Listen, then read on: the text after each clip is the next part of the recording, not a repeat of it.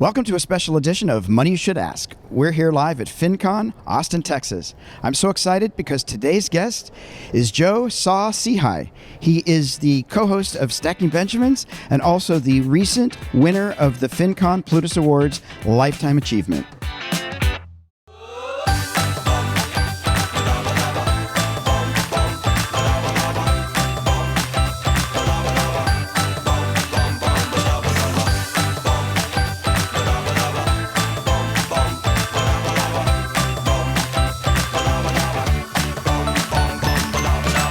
Thanks to NEFI.org, the National Endowment for Financial Education, for sponsoring live podcasting at FinCon 21.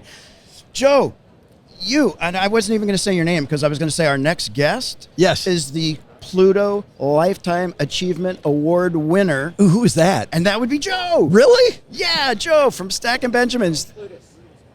What did I say? Pluto? Plutus. Well, you know, Pluto. Plutus. Pluto. We'll make it whatever Plutus word we is like want. Plural of Pluto. That's right. There were lots of Plutos. I only won one award. Oh, so it was... It would have been Plutus if I'd won multiple awards. Maybe, or yes. Pluti. Yes. If we were doing Latin. I'm so happy to be here, Bob. I've been stalking you for quite a while. And any guy with a background in comedy and just having fun is my kind of person. Well, I've been stalking you too, but according to the law, I can't follow you. So that's... we are violating we're violating the terms of the restraining order. But yes. That's all right. That's all right. We won't tell. No. There's nobody here. Our secret. So in your bio, you know, you co-host Stacking Benjamins, you do all these great things. You were a spokesperson for Ameriprise and American Express. Yes. But you're also a financial advisor, which is probably one of the most riveting jobs. So I was wondering why you would even leave the world of financial advising to do something fun like podcasting or talking with people. It's actually, it actually is a more interesting story than you would think. Okay. I had this mentor who was a guy that a bunch of us respected. He was a guy that we loved. His name was Chris. And Chris one day did something that nobody does in our business. He gave like a 2 weeks notice. He wrote a letter, and the letter said, and by the way, the reason I say nobody does this, the type of business I was in was the one like Jerry Maguire, where you leave at midnight with all the client files. Right. At 6 a.m., everybody's calling to see who you're going with. That's right. And Chris didn't do that. Chris wrote this beautiful letter that said, I like financial planning. I don't love it. I've been lucky and blessed that I've been able to save some money. And so I feel like if Shirley MacLaine is wrong and I'm only here once, right? Maybe people are too young for that joke. Right.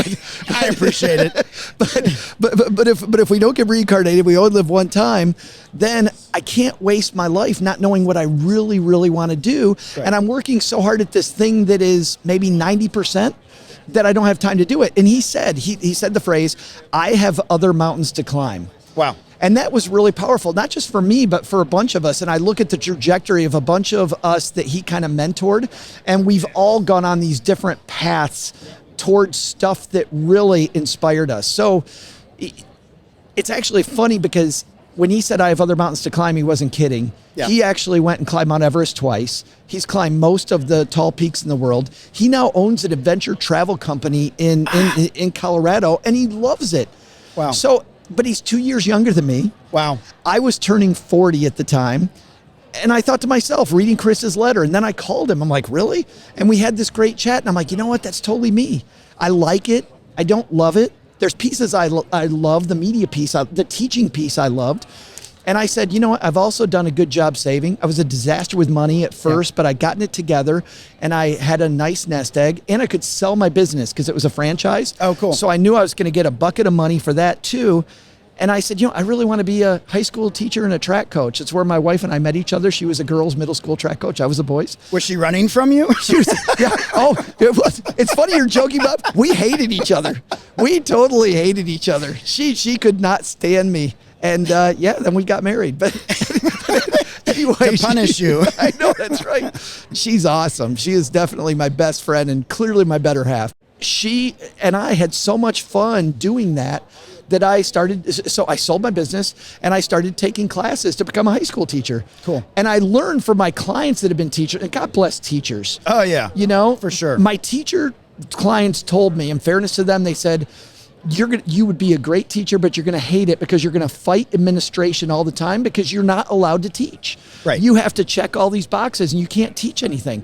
And you know what? When I started taking classes at Texas A&M, the first thing they taught me, Bob, was that you're going to fight administration. And during that time, I'm in shorts and a t-shirt because I've done so much media stuff for American Express. Right. I'm now writing TV scripts for my friends that were also on television in different markets, and just for fun, and I'm making a little money.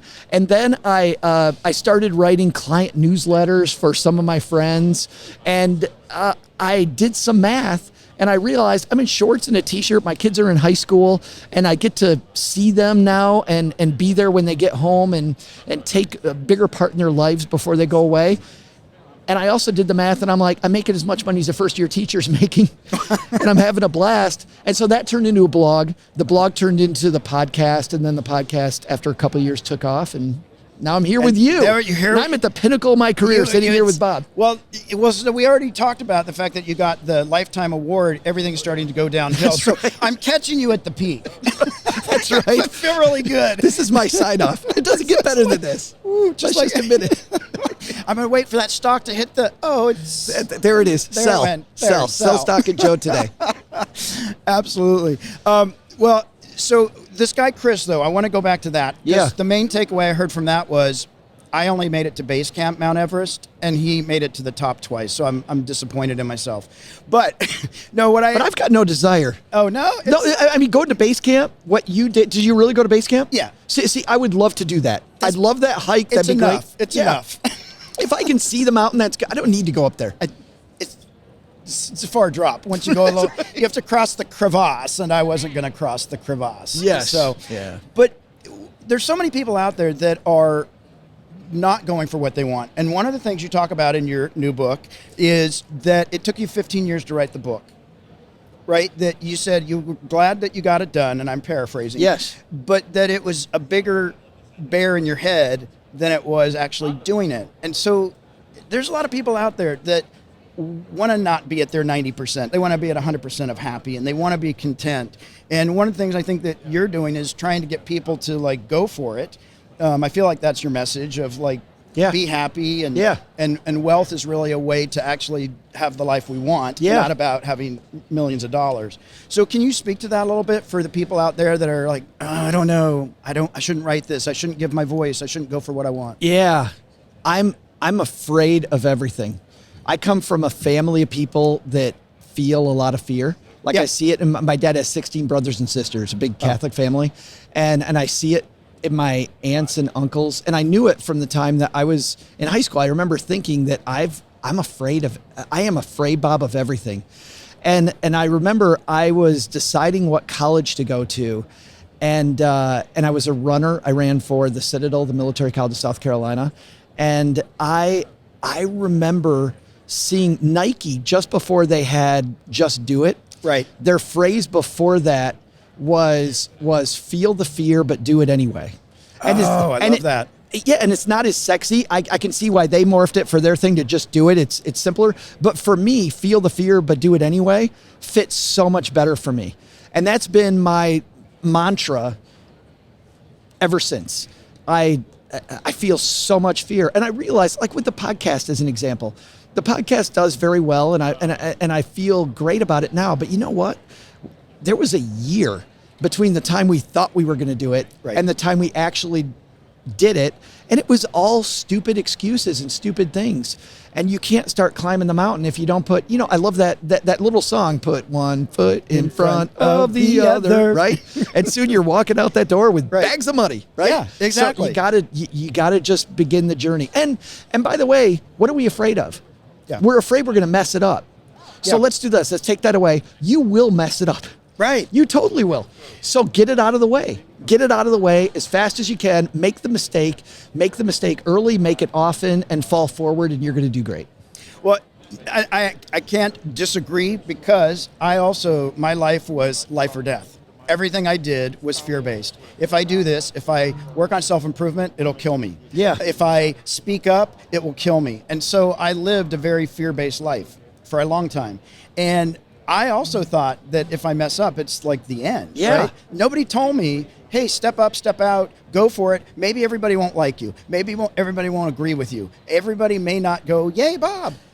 Do it anyway. Like, do it for you. Feel the fear, like what you're saying. And there's so many people out there that I know also sit there in fear saying, I don't deserve, they're better looking for me, they're taller, like whatever it might be. And so, like for me, there was a part that I finally just said, I'm going to go after every fear I'm afraid of. I'm afraid of conflict. I learned martial arts. I'm afraid of this. And I just started moving towards my fears. Address it face on. And then I found out, oh, that didn't kill me. Write that down. Yeah. Did not die. Yeah. And it got easier and it got easier. It was not fun initially, but I really relate to this piece about like, what's going to happen? What's going to happen? And so I think that's such an important message for people to go for it anyway. Mess it up. Well, and I'll tell you, this is the reason why the stakes are high.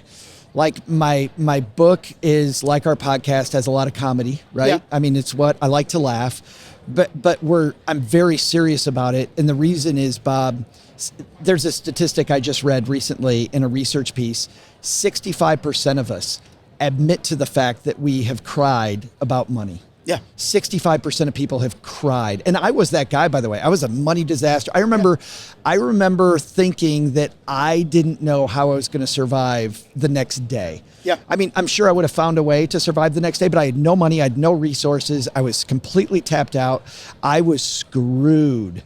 And I remember just crying because I was so screwed. And it's funny because we also think, by the way, that when you cry about money, that's always about income. Also not true. It certainly is more prevalent when you're in that spot where you don't have much income. 60% of people who make more than $250,000 a year admit that they have cried about money. Yeah. And so there's pressure. There's always money pressure. So the reason why I embrace comedy is because of the fact to lighten it up so I don't feel the fear so much. Yeah. So that I can go, you know what? It's not good. To your point, it's not going to kill me. It's right. It's not going to kill me. I'm going to laugh about it. And I had to keep telling myself about this. There's going to be a time when I'm going to look back at this and I'm going to laugh. And I'm going to laugh. Right. Really. There was a time when the credit agencies were calling me, and it's awesome having a name like Saul-Sehy that nobody can pronounce. Right? You know it's not a friend. Yes. Like, so is Joe Saul-Sehy there? And I know it's a credit. It's a collector, right? Right. It's a debt collector. And I would say, no, he died. Because I wished I'd died. I'm like, if I just died, these people would stop calling me. And so I think we have to lighten up the conversation so that we can move forward and really get serious. Because the truth is that we need to have these deep conversations that nobody wants to have. Right. But we can't get there by starting off with these deep conversations. You got to kind of wade into the shallow end of the pool. Absolutely. And I use comedy as a way to disarm clients, or I tell funny stories and they look at me and go, oh, that's me. What? Oh, yeah. I didn't get the connection. Because it is. It's so serious. And a lot of people think when you're talking about money, they mean have a fight or have a conflict. Let's duke it out. But they are difficult conversations. And I know for me, I was a CPA and terrible with my money. Giving other people great advice. I knew what to do. I just wasn't doing it. And like there was this presentation piece. I had to present well and hope that nobody pulled back the curtain. Like, can I just get my stuff together before they pull the curtain so that I'll be like, oh yeah, no, it's like this the whole time. And I think so many people get caught up in that, especially in LA, but everywhere. We're trying to like, oh, I hope I clean up my mess. Right. Before It's like the Wizard of Oz. That's right. Yeah, just don't look back there. No, it's so funny. We have so much in common.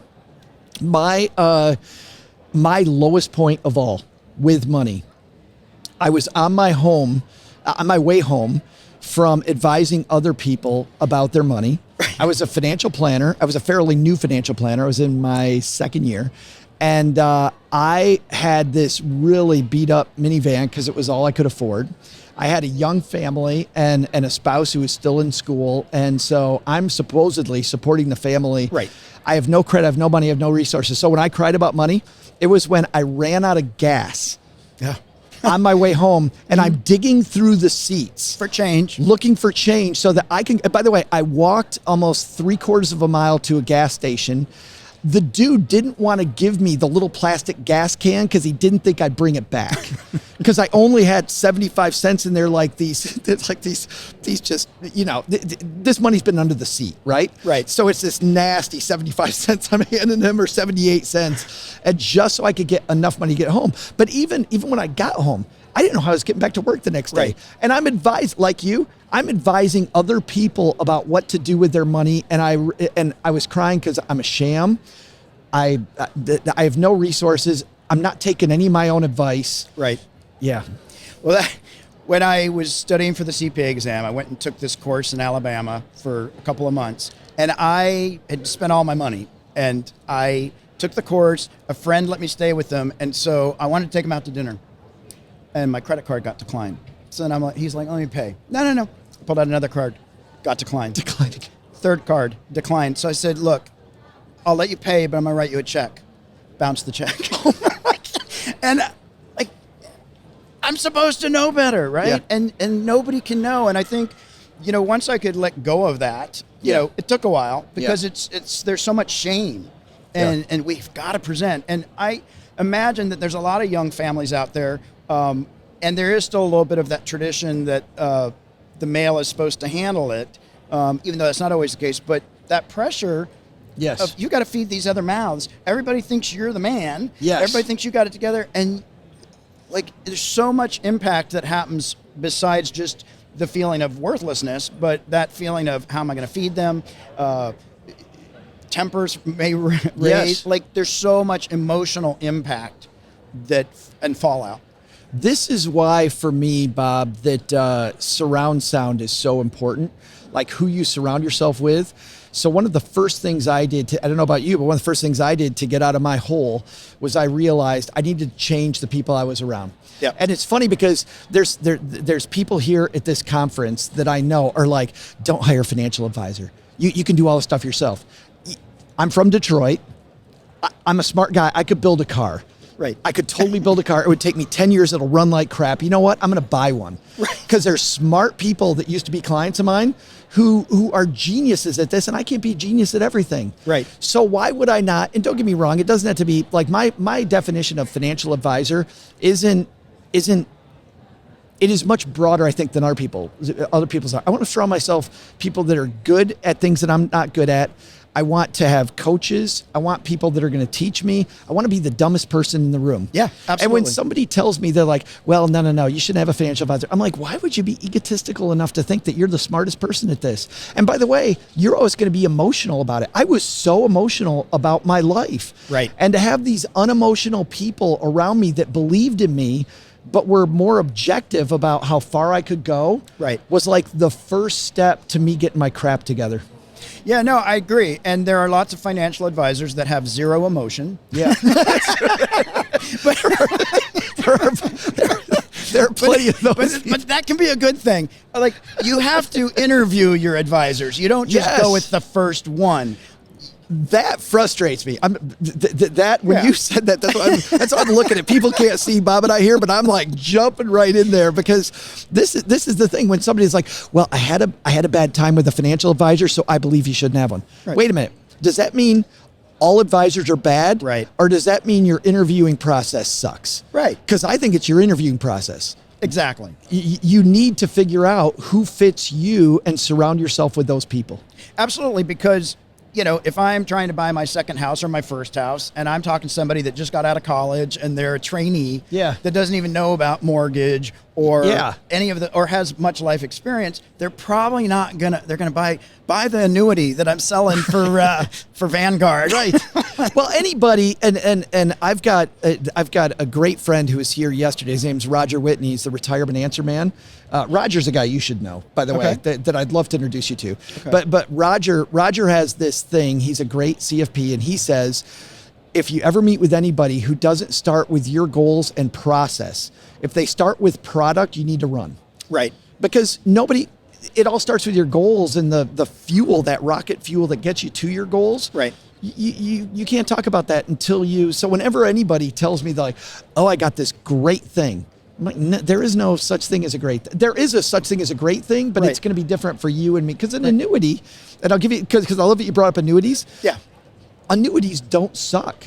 Right. I mean, a lifetime income. If I said, hey, Bob, there's this pension that you can get that will last your lifetime. You don't have to worry about it. It's this guaranteed stream of income. You're like, hell yeah, sign me up. I'm like, well, it's called an annuity. You're like, oh my God, get away. Yeah. But annuities, these companies have put bells and whistles on them. They put fees on them. They've done all this crap. The way annuities are sold stinks. Right. Annuities don't stink. Totally. That's the same with life insurance. There's so many things. Yes. Life insurance makes a lot of sense, and term makes a lot of sense. You're a young family and you got 3 kids. Term makes a lot of sense. Yes. But people, life insurance. Run. Whoa. Oh. And it's people need to get more educated, or they don't need to, but getting more educated is really helpful in being able to actually move towards what you want. But the cool thing is I think people start, when you say educated, they start with getting educated about product. Right. Don't get educated on that first. Get educated about your goals. Like we even start off, in my book, we start off with timeline your goals. That's right. Like this is the first thing. Put all your goals out there, because that's going to give you this very simple equation. You need to save X amount of money times Y return to get that goal. Yeah. And once you have all these different goals, you may go, if you and I are meeting, I might go, okay, Bob, you can't have the 4th house and get retirement when you want it. Right. So would you like to instead get a tent in the backyard, right, and you can have retirement when you want it? Or are you going to push back retirement 2 years so you can get the house? And by the way, then that brings up these cool conversations about your priorities. Right. And once you have your priorities in order, then instead of this huge number of investment options you have that it freaks everybody out, freaks me out. I'm like, oh, I got to know everything. Nope, I don't have to know everything about everything. I only have to know about these few things that do what I'm trying to do. Right. And it simplifies everything. Well, it's so interesting that you talk about timelining your goals, because one of the things I do in workshops or when I go speak, I do this little exercise and I'll say, what is something you want? And I want a music studio, or I want $1 million. Great. When do you want it? 6 months. Great. How much can you save? $5. All right, we're not going to get there. Yeah. Right. And and it's very basic, but all of a sudden when you start to actually when you march out the timeline, yes, it's amazing how people go, oh, that might not be possible. Yes. Oh, I could do it in 3 years. Oh, maybe I don't need a brand new computer. But it actually is something very, very, very tangible. And your brain is super smart. Yeah. Once you come up with that doesn't work, your brain immediately does what you said, goes, oh, maybe the used computer, or maybe the thing, maybe I'll rent it, maybe I'll co-own it with somebody else, maybe I'll do this thing, maybe I'll push the goal back because it's really not that important, or whatever it is. Your brain starts coming up with all these we're going to solve it, creative things. It's amazing. And so I love that you do that, and that it's like, it does help us get aligned with our goals, right? With actually what, I'll hear people say, oh, I want to have a lot of money in retirement. I want to have a house. I don't have any money though. You just spent $5,000 in Cancun. You just went on a drinking spree. Oh, I did that last night, by the way. Oh, there you go. Okay, good. So you're not getting the retirement house. So, but then if you can stop and then say, wait a minute, I'm going to spend $300 on this trip, or I'm going to spend $5,000, or I could put that away and have some delayed gratification, which is a sexy word if you can learn to see the sexiness of delayed gratification. Then you can actually make choices of, oh, this isn't going to serve me in my long-term goals and because I've been timelining it, and I've been setting it, and I know what's important to me, my kids' education, or whatever it is. Yeah. And even if your goal is I want to be rich so everybody thinks I'm cool, at least you know what it is. But then you can say, how long is that gonna sustain me? Like, everybody thinks I'm cool for 10 minutes and then they find out I'm an asshole. Okay, maybe I only got pleasure for 5 minutes. Whereas if there was something that was maybe, and it's not that it's shallow or this or that. Sure. It's like everybody needs to pick what works for them, but understand the impact as well. So I have a friend that admits that says that he is shallow and he is driven by status. He is driven by status. So he scoured the foreclosure markets and constantly kept bidding on these foreclosed mansions. And he ended up paying Bob half price for a mansion. Wow. So it's funny that you talk about, For me, that's kind of shallow. Right. But for him, he's like, no, this is my goal. And there's no stake on that goal. And by the way, he owns a Ferrari that he got from a wholesaler in this crazy deal because he likes being seen in a Ferrari. He likes the fact that he's got this huge mother-in-law suite over his garage. He has 2 different garages on his house, by the way. Wow. One you pull up in the front, one you pull up in the back. He's got his Ferrari, he's got a Porsche. He's got, and he's into the status. Lives on one of the coolest lakes in the Detroit area. But see, that's what's so important is not to judge it. So I often say, don't judge it, put it in your budget, right? Yes. If you're addicted to, just put the amount in so that we can actually budget, so we know that we're not going to eat this week. And what is your blow fund? There's 2 different ways. Yeah, there's money that you blow, and then there's money you blow. Exactly. But you gotta be aware of it and not judge it. Yes. So I think it's whatever it is, just own it. Yes. And then timeline, and he timeline it, and he goes, okay, I need this status. For me, how do I get it as cheaply as possible? And then he was able to put together a plan like he did about getting it and paid half price for everything to get the same status he'd get if he paid full price. Yeah, exactly. Yeah. And one of the things, so there's a quote in your book that I have to read it so I get it right, because it relates to timelining. But the quote is, "The world is full of obvious things which nobody by any chance ever observes." And the quote is by Sherlock Holmes, which is obviously a fake person. Yes. So I don't know if you can. I don't know if it's a real quote or. Well, you know what's funny? Even our editor at Penguin Random House, Nina, who's incredible. Nina even wrote to us and said, "So do you want this quote to say Sherlock Holmes, or do you want to say Arthur Conan Doyle?"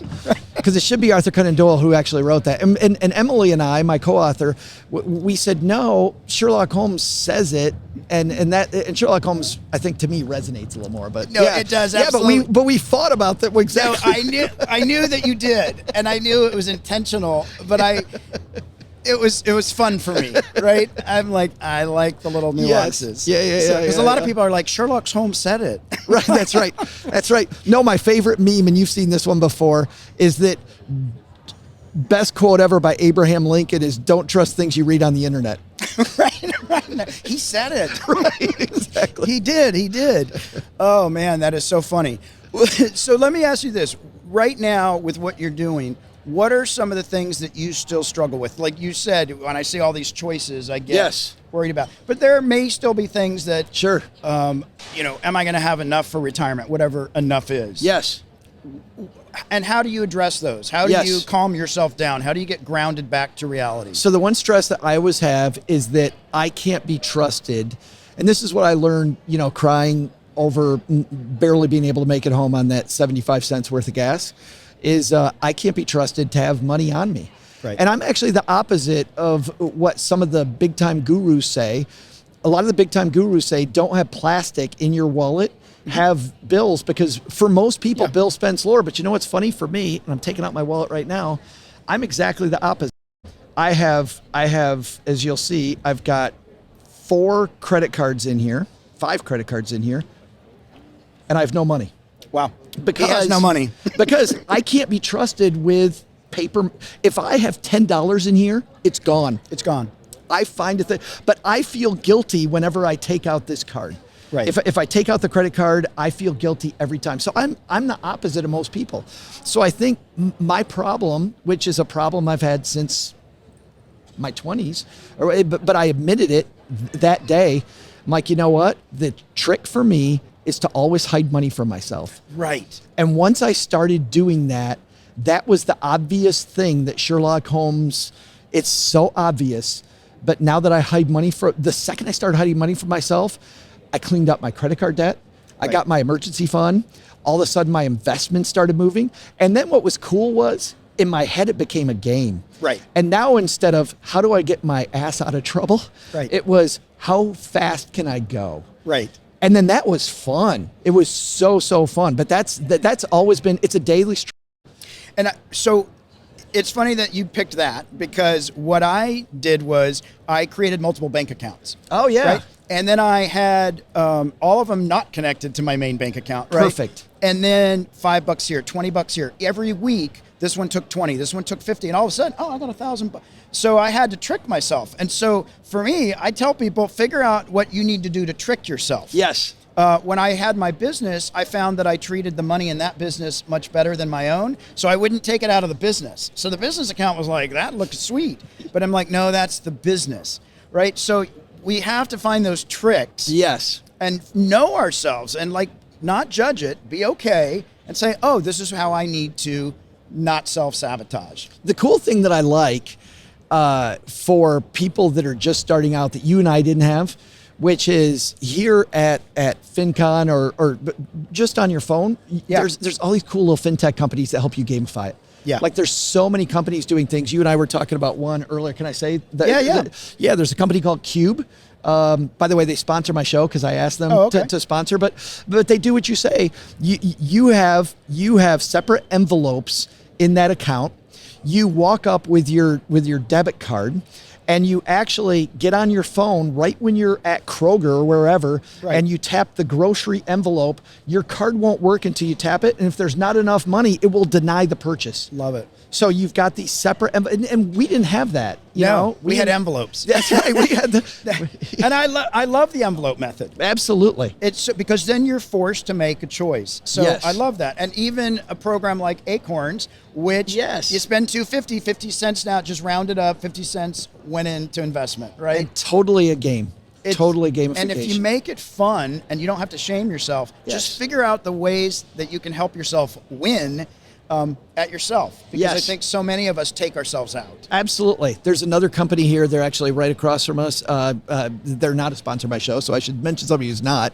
Public here. Right. At first, I thought it was kind of Robin Hood-y, which I don't like Robin Hood. That's gamification, evil gamification. Yeah, right. These guys, it's social, it's buy and hold, but it makes investing fun and getting out there and learning about investing fun and being a buy and hold investor. And you and I talked about surround sound. Yeah.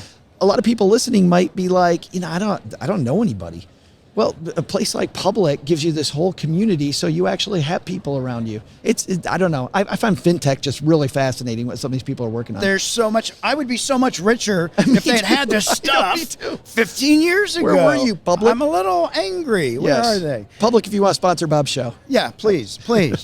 Well, listen, I know we're going to talk about your book in a second, but we're at the 5 fast. All right. Fast. So I got to ask you these 5 questions, and just top of stretch mind, out first? Well, if you need to, you might need to. But you're a runner, so you're barely jogger, crawler. Yeah, you can use the wheelchair. It's right. All right. We all know. We know. What was the last time you felt regret after making a purchase? Oh man, 6 months ago, I bought a board game at a store. I love board games. And I knew that I had already kickstarted 2 new games that I have. It's the one thing I have too many of, Bob. And I bought it and I'm like, I didn't need that. And I'm not even going to play it for the next 6 months. I could have waited, but yeah. Do you play Risk? I used to. Now I prefer shorter games where I don't want to flip the table. Yes, I play like Settlers of Catan. I don't know if you're familiar with that. Or, I haven't tried that or one. Ticket to Ride. Ticket to Ride is fun. Check it out. I love Risk. Many deaths have occurred, not just on the board. Yeah, I've been in those. It's evil. Yes. Is there anything you wish you did differently in the early days of creating Stacking Benjamins? I wish that we had pivoted sooner to make the show lighter and funnier. And I wish that we had studied comedy earlier. We were 2 guys that just thought we were funny. Right. And I mean, we have a lot of knowledge. My knowledge, my co-host is a working CFP. And so we've got this depth of knowledge there. We thought we could be a comedy show without ever studying comedy. You're a guy that knows tons of comedy. You can't do that. Right. You have to study it and own it. There's actually an art to it. Yes. And so we took comedy classes and started really honing the comedy piece. I wish we'd done that earlier and not been so cocky about, you can just kind of throw this together. It's easy. Yeah. I hear you. What's one thing you wish you could undo a financial decision this last year that you made? I thought that COVID was going to end sooner than it did. Yep. So I Airbnb, for a while we were nomads, and we just actually bought a house again in Texarkana, Texas. But during that time, I thought we could live in Bali for a month. So I Airbnb'd this place in Bali, and they closed Bali to everybody. But Airbnb and the host wouldn't give me all my money back. Ouch. Airbnb gave me a partial credit, but I ended up being out about $800 because I was optimistic. Yes. Don't be optimistic. Don't be people. optimistic. It's terrible. Be a pessimist. Bad things will happen. No. So if I could undo that one, that would save me almost $1,000. Yeah, I hear you. 8 Benjamins right there. 8 Benjamins. Who's your favorite podcast guest that you've ever interviewed? Oh, yeah, that's easy. I have this total crush on this guy named Austin Kleon, and I talk about him way too much. Austin Kleon's here in Austin, so Okay. Austin in Austin. But if you don't know Austin Kleon, he had this great book called Steal Like an Artist. And I look at what we do creatively, I think like you do, and how do we get more creativity? And he says that all creativity is born on the backs of other people, so don't be afraid to steal. But the way that you steal is this. Don't rip somebody off because it's not going to be you.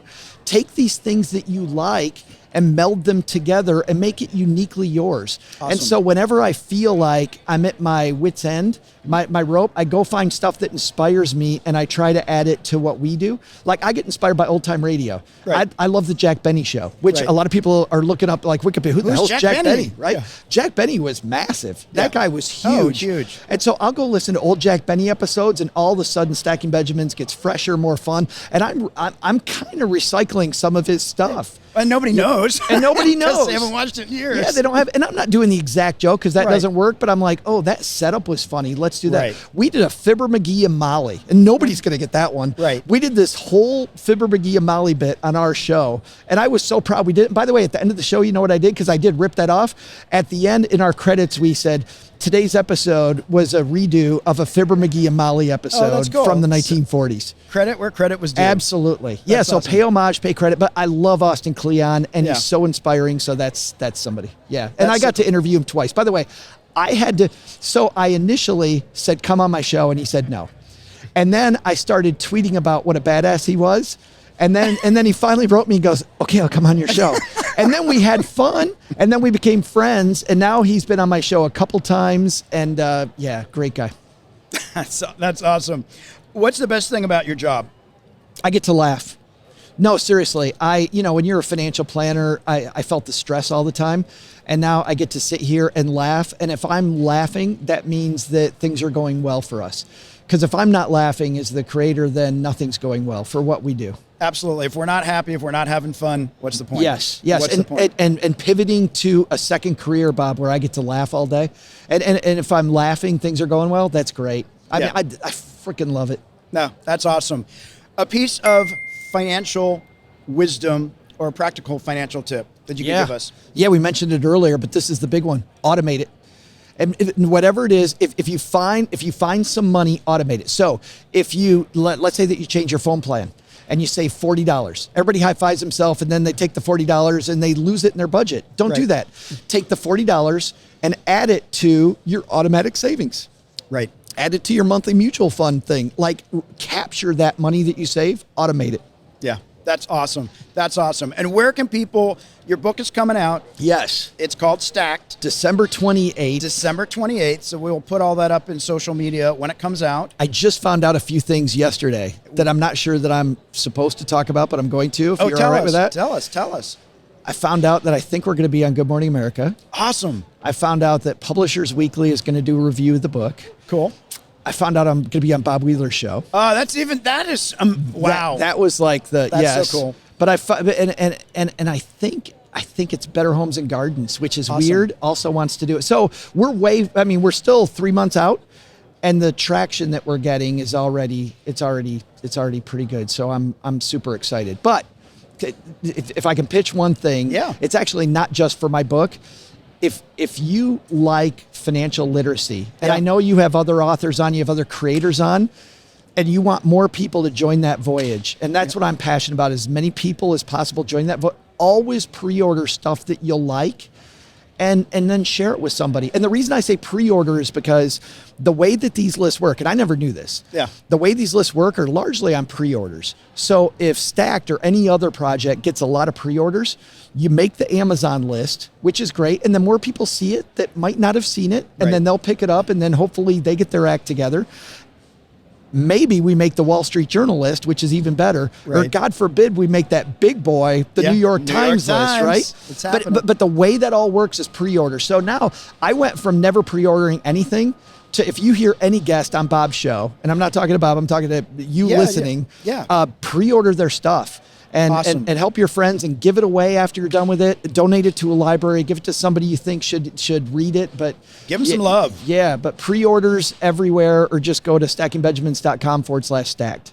Awesome. Well, I read through it. It's a great book. There's some good jokes. There's some bad jokes. There's some Sherlock Holmes quotes, and it might win a Pulitzer Prize. Yeah. It might. He's hoping. He put it in there. You're putting it out there. Yeah, it's coming. So it's coming. I'm sure. Pulitzer people, I'm good. They're good. They're coming.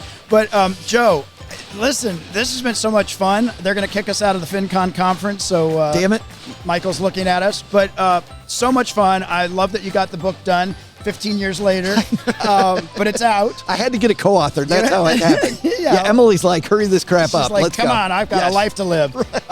So listen, thanks so much. I appreciate what you do, and I appreciate that you're out there promoting financial literacy, because we all could use a little more of that. Likewise, my friend. Thank you so much. Thanks.